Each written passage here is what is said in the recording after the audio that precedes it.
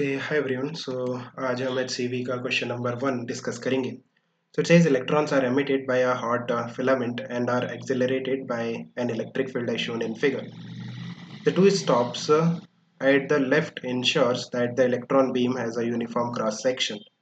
The speed of the electron is more at B than at A. Fine.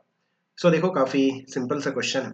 ये जो आपके पास filament है यहाँ से इलेक्ट्रॉन एमिट होते हैं और जो इलेक्ट्रॉन्स है वो एमिट होने के बाद लेफ्ट से राइट की तरफ मूव करेंगे. आप देखो जो इलेक्ट्रिक फील्ड है वो इस डायरेक्शन में है. सो जो फोर्स लगेगा इलेक्ट्रोस्टैटिक फोर्स इलेक्ट्रॉन पे वो किस डायरेक्शन में लगेगा, इस डायरेक्शन में, opposite to the direction of electric field because electrons पे नेगेटिव चार्ज होता है. सो ये जो इलेक्ट्रॉन्स है ये राइट की तरफ मूव करना स्टार्ट करेगा और यू कैन से राइट की तरफ एक्सेलरेट करेगा. जैसे जैसे ये आगे जाएगा इसकी जो स्पीड है वो इंक्रीज होते रहेगी बिकॉज ये एक्सेलरेट कर रहा है because of the electrostatic force.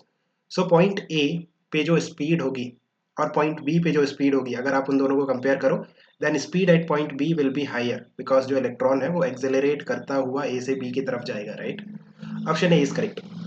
The electric current is from left to right. Left to right means जिस डायरेक्शन में इलेक्ट्रॉन मूव कर रहा है क्या उस डायरेक्शन में करंट आएगा? नहीं.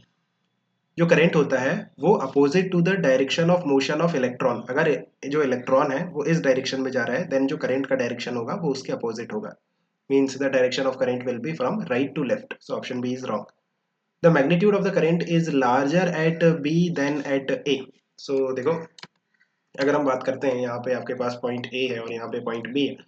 अगर हम इक्विलिब्रियम की बात करें जब आपके पास जो इलेक्ट्रॉन बीम आ रही है कुछ इस तरह से something like this is how the electron beam will look like.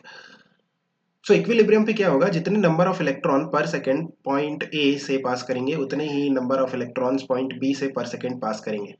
ऐसा नहीं होगा कि ए और बी के बीच में कुछ एडिशनल इलेक्ट्रॉन जनरेट हो गए. राइट, इनफैक्ट किसी भी इंस्टेंट पे at any instant of time number of electrons crossing from point A will be equal to the number of electrons जो कि बी से पास कर रहे हैं. This is the equilibrium condition we are talking about, है ना. सो जो current होगा दोनों ही जगह पे सेम होगा. The current at A and B will be same.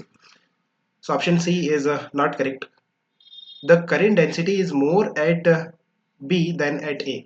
अगर हम करंट डेंसिटी की बात करें ए और बी पे करंट डेंसिटी की, देन आप देखो ये जो इलेक्ट्रॉन बीम है ना इसका जो क्रॉस सेक्शनल एरिया है वो यूनिफॉर्म है.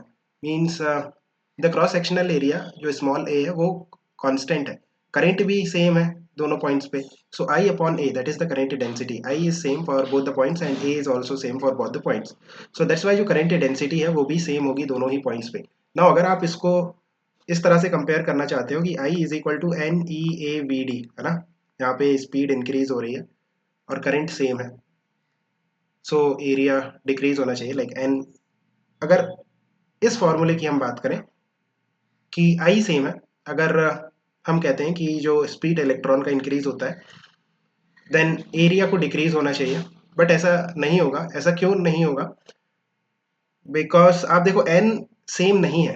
जैसे हम बात करते हैं जो स्मॉल एन है that is number of electrons per unit volume.